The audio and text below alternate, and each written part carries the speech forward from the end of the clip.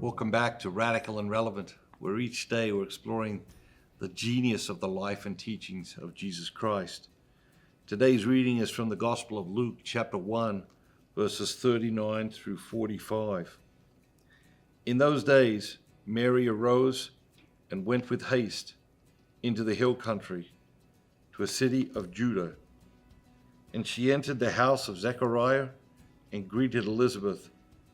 And when Elizabeth heard the greeting of Mary, the babe in her womb leapt for joy.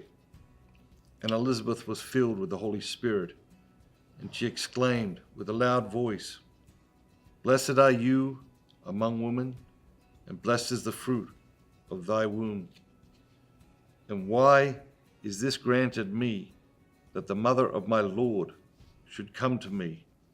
For behold, when the voice of your greeting came to my ears, the child in my womb leapt for joy.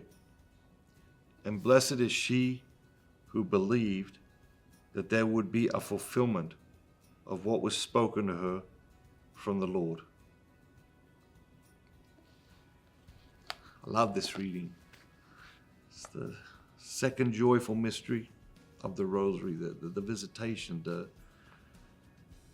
child of John the Baptist dancing for joy in the womb of Elizabeth is a reflection of something that we saw in the Old Testament, which was David dancing for joy before the Ark of the Covenant.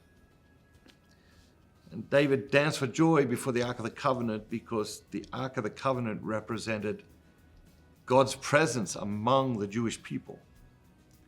And so David was dancing in the presence of God. He's dancing before God. And now we have Mary visiting Elizabeth. We have the child John the Baptist in the womb of Elizabeth, dancing for joy, leaping for joy. Why? He knows that he's in the presence of God. The child Jesus in the womb of Mary, the first tabernacle.